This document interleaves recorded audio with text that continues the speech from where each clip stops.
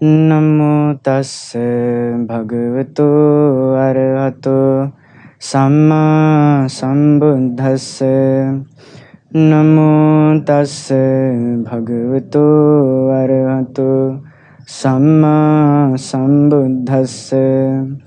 Namo tassa bhagavato arahato samma sambuddhassa.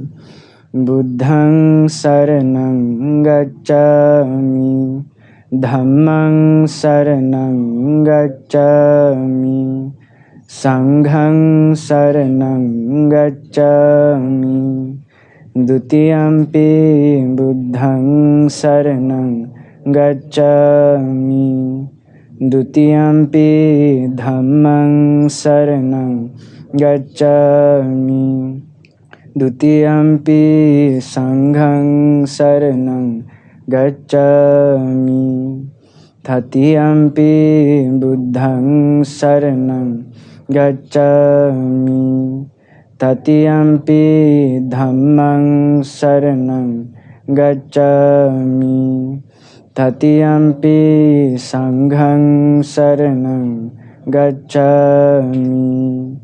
Sadhu, sadhu, sadhu.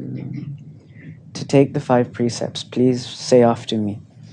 Panatipata veramani sikkhapadan samadhiyami.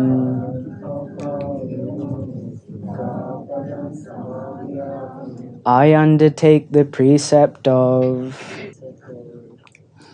abstaining from killing beings.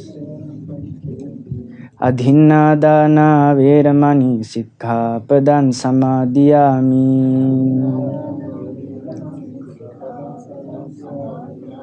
I undertake the precept of abstaining from stealing. Kāmesu micchācārā veramani sikkhapadan samadhiyami.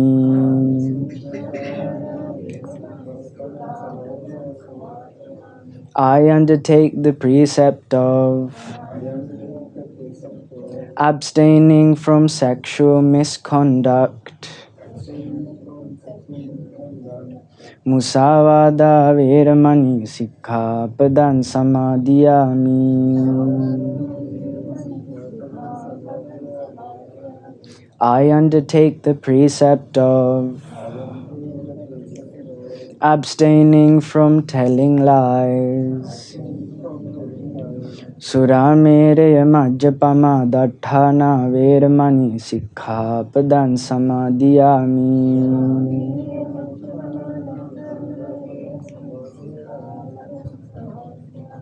I undertake the precept of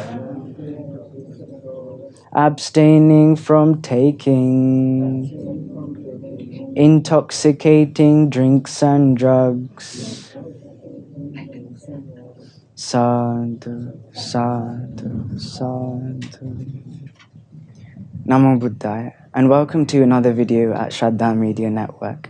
Today's video has been sponsored from some bhikkhunis in Ambalipitiya called Dhamma, and she wishes to send blessings to people in Singapore, especially for Lo Nana for her birthday on the 20th of April, and Jessica and her Dhamma friends, and also to wish Diana and her family well health and happiness.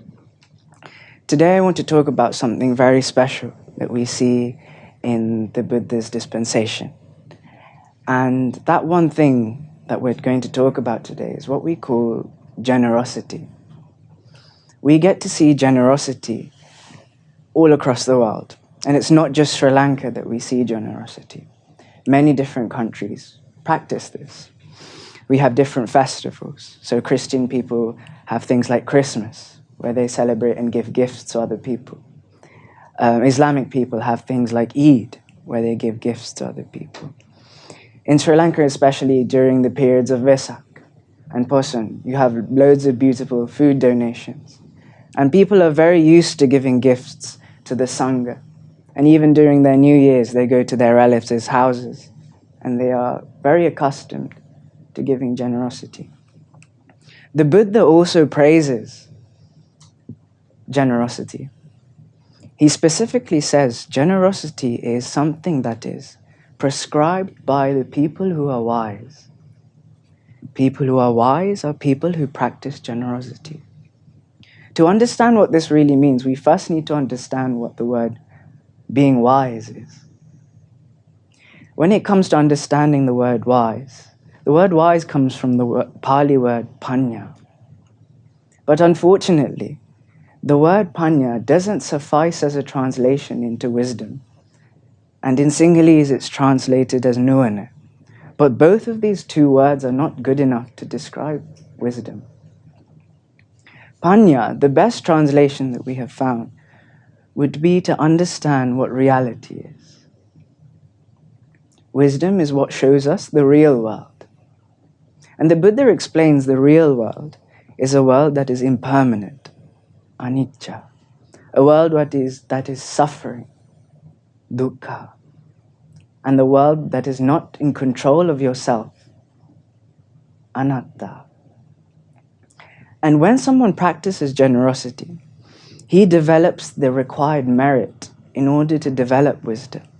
But at the same time, someone who is not wise will not practice generosity either. People in the Western world and loads of other people of different views will often believe that generosity helps other people, but not yourself. But the Buddha explains, when you give to other people, the first person it helps is yourself. The Buddha teaches us 3 main ways that we can correct merit. The first one is dana, which is giving. The second one is sila, which is being virtuous. And the third one is bhavana. Bhavana comes from the word bhaveti. Bhaveti means to develop the mind. One day, this army general called Siha, he asks the Buddha, Buddha, what are some of the consequences? What are some of the results of generosity that you can see in this lifetime? Not in the future, not in the next life. What can you see in this very lifetime? And the Buddha says, someone who practices generosity, he will receive friendship with good people. What will he receive? He will receive friendship with good people. What does the Buddha mean by good people here? By good people, the Buddha means Satpurisas. The word Satpurisa translates into English as noble people. The difference between noble people and ignoble people is that the noble person will help you attain the understanding of the Four Noble Truths. He will help you understand suffering. He will help you understand the cause of suffering. He will help you understand the cessation of suffering. And he will help you walk along the path that leads to the end of suffering. So one of the first consequences of dana, of generosity that you can see in this lifetime, is the fact that that person will have good friends. The second thing the Buddha explains to this army general is that someone who becomes generous becomes very famous. He becomes famous not in a bad way. Some people in this world are famous in bad ways. For the wrong things that they did. For the bad things that they did. For the music that they made. For how well they cook, how well they dance. But some people in the world are famous for the good work that they've done in the world.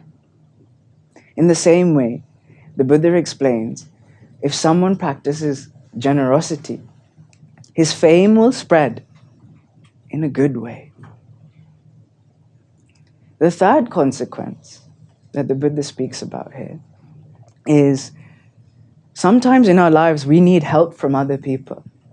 But who do we go to help for first? Do we go to the people that we like or the people that we don't like? We go to the people that we like.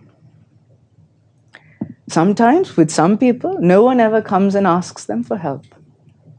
At first, it seems like that is an easy thing, but that's not the case. When someone asks you for help, it's a good thing. The Buddha explains if someone practices generosity, everyone will come and ask for their help because that they know that this person will help in a difficult time. The next thing that the Buddha explains is that a person who becomes generous is free from fear. He doesn't have what we call bhaya.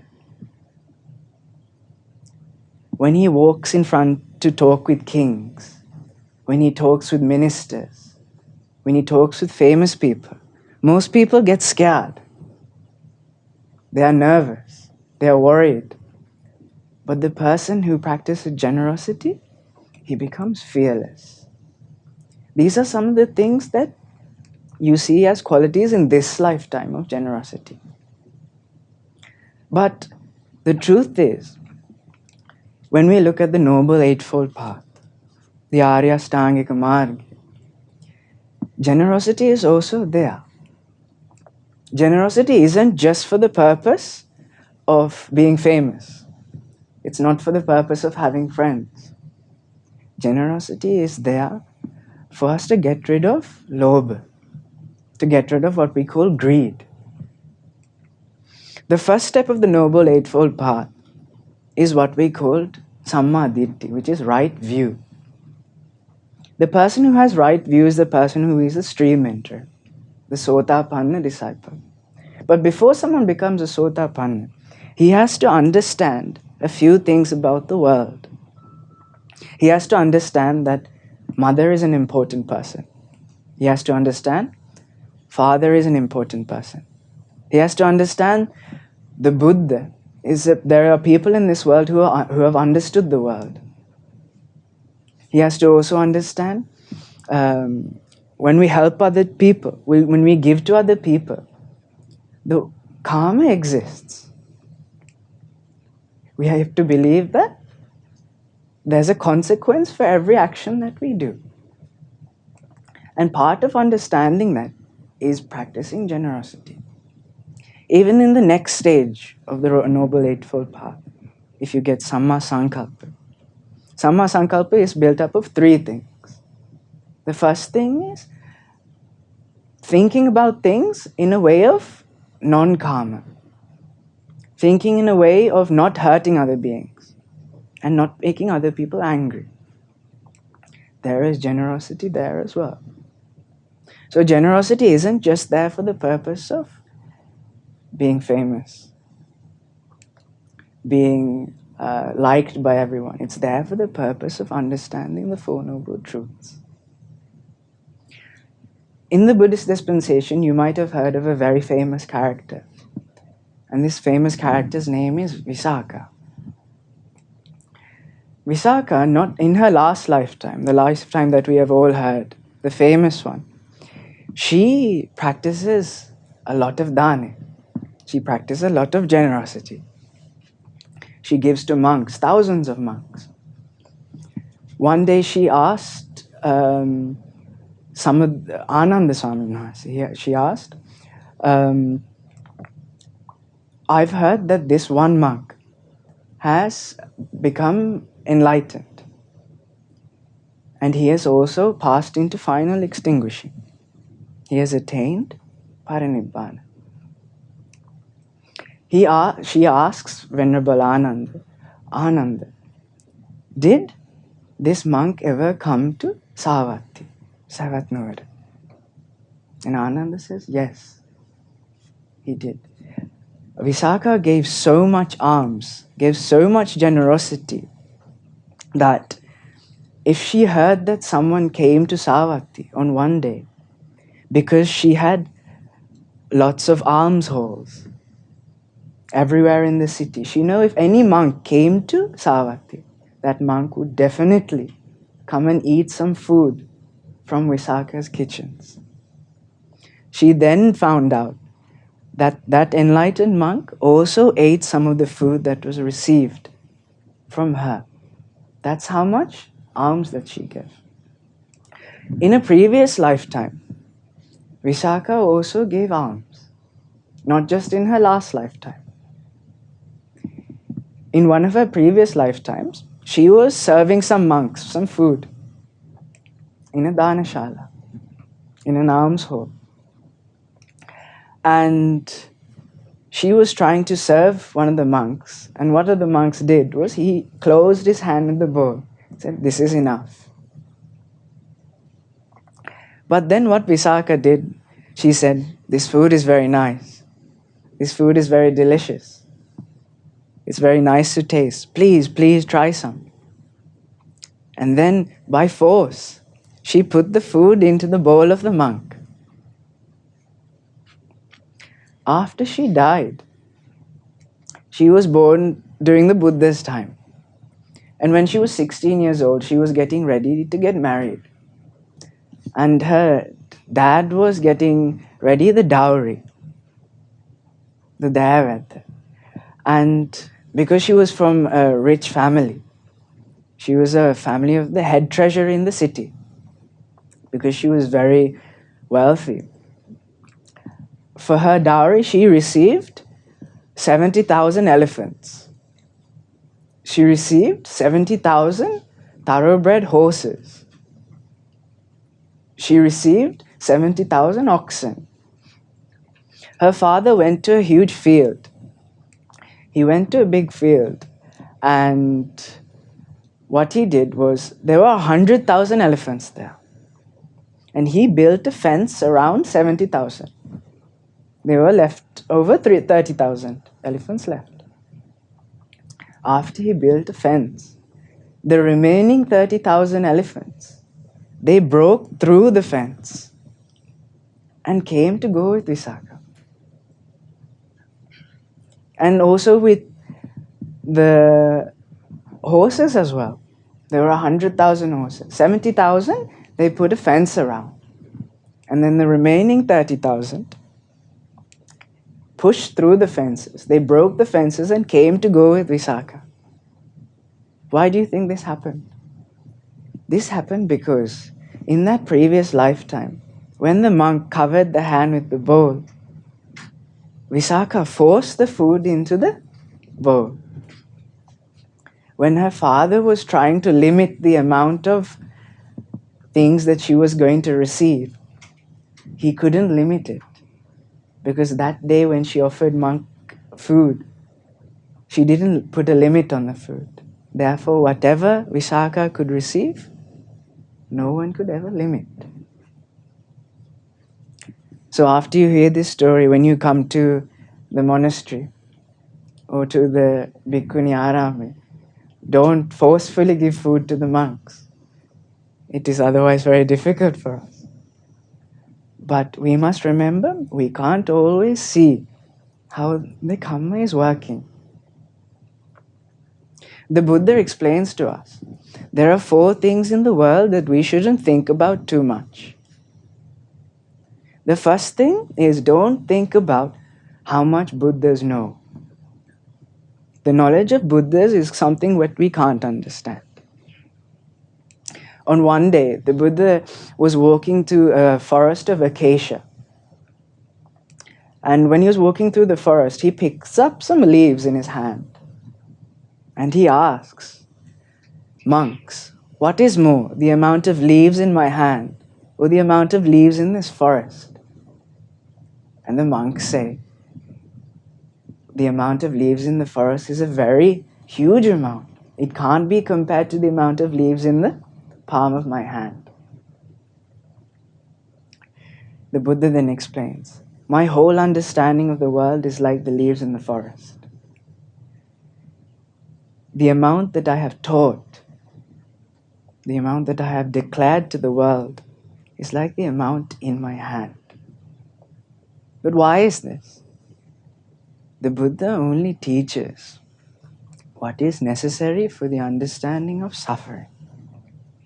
He only teaches for the purpose of understanding the 4 Noble Truths.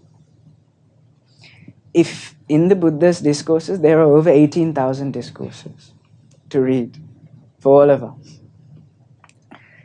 every single discourse of the Buddha, it points towards one thing. Just like on a dhamma wheel, every single spoke is joined to the center. All the Buddha's teachings are pointed at one thing, and that is the Four Noble Truths. The first thing, so the Buddha told us not to think about too much, is the knowledge of Buddhas.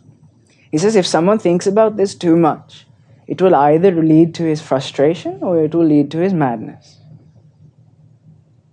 The second thing that the Buddha asks us not to think about is what we call the jhanas. Jhanas are a deep level of meditative attainments. They are deep levels of samadhi. The Buddha says don't think about these things too much. He says this because when it comes to deep levels of meditation, after a point of attainment, you're not thinking anymore. The only thing that you're doing is perceiving. And whatever you perceive, you cannot put into words. The only person who could explain it was the Buddha. So what the Buddha says is don't think too much about the jhana. Don't think too much about samadhi. Otherwise it will lead to your frustration, or it will either lead to your madness. The third thing the Buddha asks us not to speak about is speculation about the world. Speculation means thinking too much about the future. Thinking about what AI technology will do in the future. Thinking about what computer systems will do in the future. What humans will do in the future. The bad things that will happen. The Buddha says we can never finish talking about these things. Imagine this. Jesus was alive 2,000 years ago. If you ask the people then, what would the 21st century be like? Would they say the right answer or would they say the wrong answer? They would have no idea. If you told people back 2,000 years ago, we have satellites in the air, now we can make phone calls to people 3,000 miles away, they would not believe us. In the same way now, we can't guess what will happen in 2,000 years' time. So the Buddha asks us not to think about these things. And the last thing the Buddha asks us not to think about is karma. The Buddha teaches us about bad karma and good karma, but he doesn't ever say that we should think about the consequence of every action that we do. He doesn't ever say that we should think about, if I do this, what will happen in my next lifetime? We cannot understand that. Only a Buddha is able to see karma. When we hear about generosity now, and when we listen about karma, it's very easy to start thinking about the past. When we learn about bad karma and good karma, we can start thinking about the bad things that we did in the past. Sometimes in our young ages, we kill animals. We steal things. We sexually misconduct maybe. We tell lies. We drink alcohol. But then when you learn about these things in the Buddhist dispensation, you start to become scared of the results. But the Buddha says you don't need to be scared of the past. Because one of the reasons is that we can't understand karma. We'll think about it like this. Two people can do the same bad thing, but the effect of the karma will be different. So one person goes to a shop and steals something. Another person goes to a shop and steals exactly the same thing. But the karma will be different. The Buddha explains this very beautifully, using a simile called the lump of salt. He says, imagine two bodies of water, one small glass of water and another big tank of water. In the first glass of water, you put a tablespoon of salt into the small glass of water. And then you put a tablespoon of salt into the big tank of water. Then you taste the water. If you taste the glass in the small cup, what does it taste like? Small glass tastes very salty. But in the big tank, it doesn't taste salty. But they're the same amount of salt. In the same way, two people can do the same bad thing, but the saltiness, the bad consequence will change. So we can make loads of mistakes in our pastimes. Loads of mistakes. But that's not a problem. We can dilute it. I think that's the chemistry word. You can dilute the effect of the karma by doing good things. The more water you fill into the glass, the more good things you fill into your life, that bad deed doesn't have the opportunity to come forward. That's why the Buddha teaches us good karma and bad karma. It's not for the purpose of thinking about past mistakes. It's to make a change now. So the purpose of changing now. Very famous people in the past have said, the best time to change, to fix our mistakes was 20 years ago. But the next best time after that is right now. In our lifetime now, we are experiencing the result of the good things that we did in our past lives. So everyone here can walk. Everyone here can talk. No one here has huge amount of illnesses. Everyone here is good looking. This is also all of a result from our previous karma. The Buddha explains to us, if someone is born with strength in their body, people who are not weak, this happens because they have given food to other people in previous lifetimes. If someone gives food, it's like giving strength. Some people in the world are born very beautiful. If someone gives clothes to other people, offers clothes to monks, robes to monks, and bhikkhunis and bhikkhus, or offers robes to normal people, the karmic consequence of giving clothes is becoming beautiful. If someone offers a kuti, when someone offers a kuti to a monk, inside a kuti there is a bed, there is a small lamp, there is a table, there's a ceiling, there's a meditation mattress. When you give that to a monk, everything that a monk needs to understand the Four Noble Truths is there. The Buddha explains, if someone gives a kuti to a monk, it's like giving everything. In the next lifetime, when someone offers a kuti, that person will not have short supply of anything. Everything he needs, his requirements will be fulfilled. He also says, if someone offers lamps, candles, he will have good eyesight. You would have good eyesight. But okay, now we know about generosity. We also understand if you give, you also get. And giving is for the purpose of understanding the Four Noble Truths. No matter if we do dana, if we do sila, or if we do bhavana, we collect merit. But that merit we always have to put in a right direction. We have to point it. We have to give it an elakya. Think about it like this. Think about an archer who's firing an arrow. He pulls back the arrow as much as he can with all his strength. That's like collecting merit. That's like doing good deeds. But after he pulls back the arrow, what must he do next? He has to aim. He has to aim at the right direction.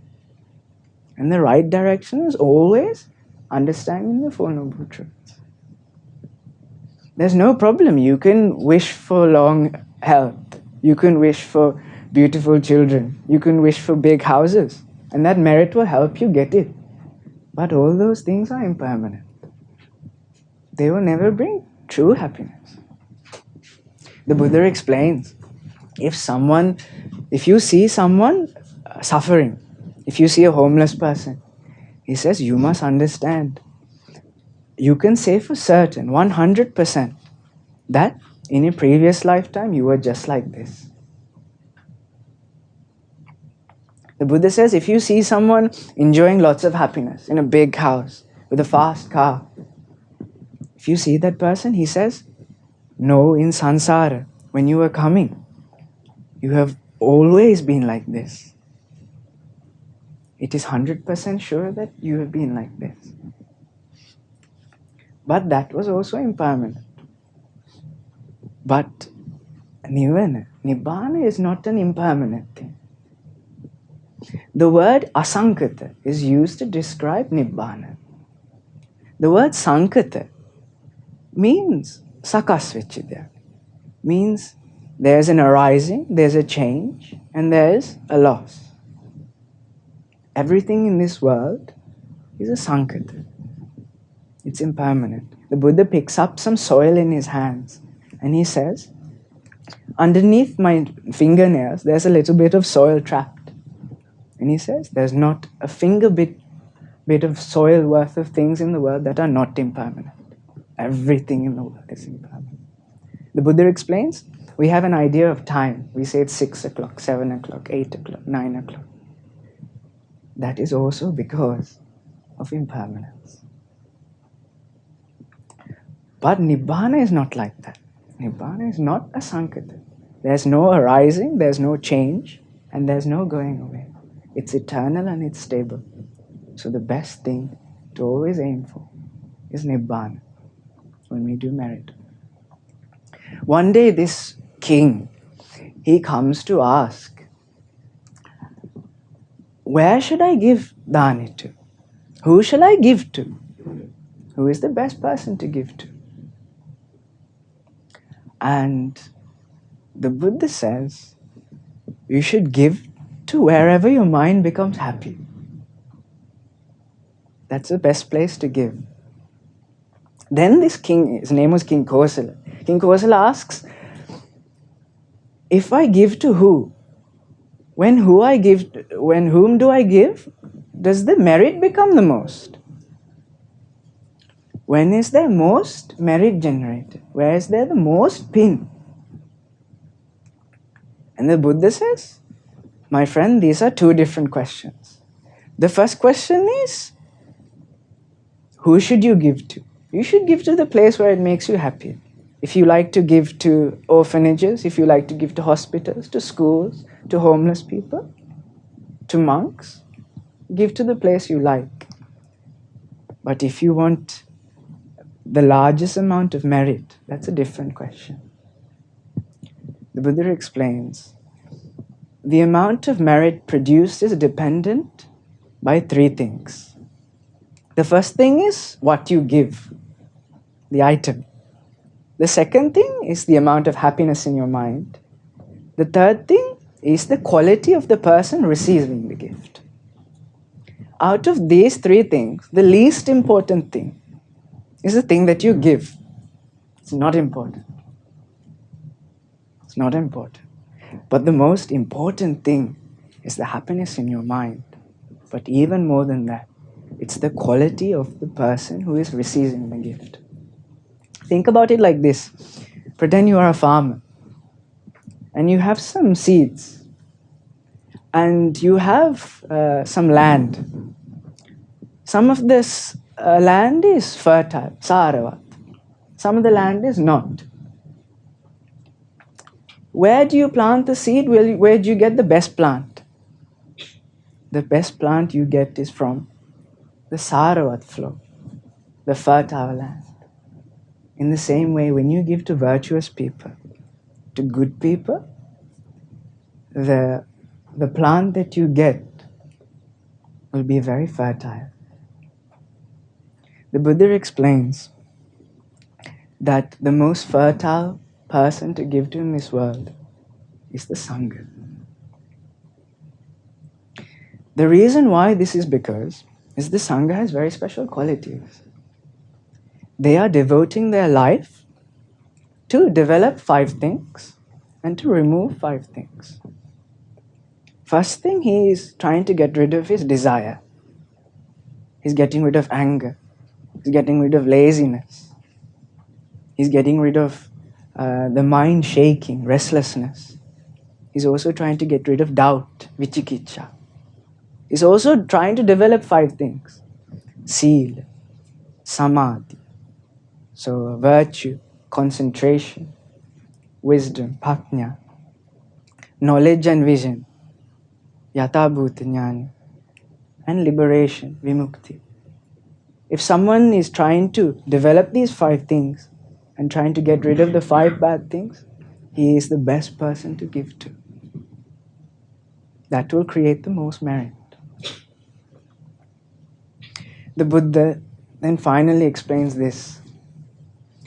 He says that he was a king a long time ago where he had 84,000 gold pots filled with silver. 84,000 silver pots filled with gold. He had 84,000 chariots.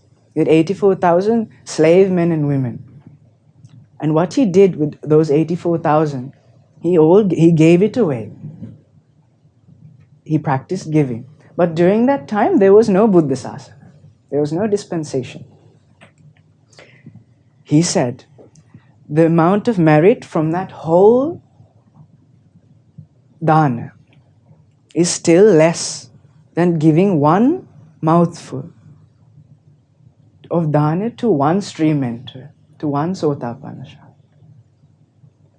Even if you give to 100 stream enterers, to 100 sotapanna shravakis, so there's more merit giving to 1 sakadagami individual. Even if you give to 100 sakadagami individuals, there's more merit when you give it to 1 anagami individual. If you give to 100 anagami individuals, still more merit giving to 1 arahant. Even if you give it to 100 arahants, it's more merit if you give it to 1 Buddha. Even more than the Buddha, so if you give it to the Buddha and to the Sangha.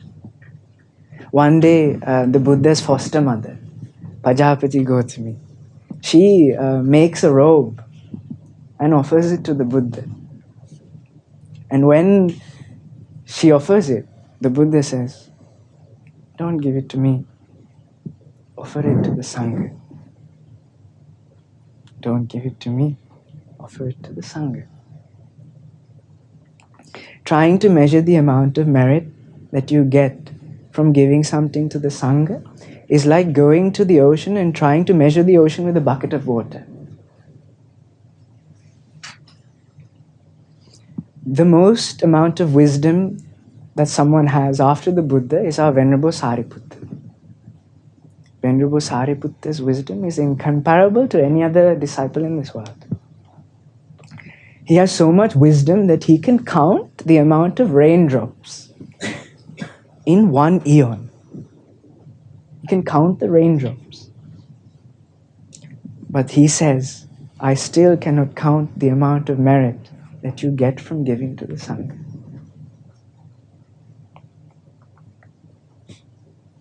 So what we must also develop in our life is this thing called generosity. Generosity isn't just producing happiness in this lifetime and the next lifetime. It's a path for us to practice and use with a beautiful aim.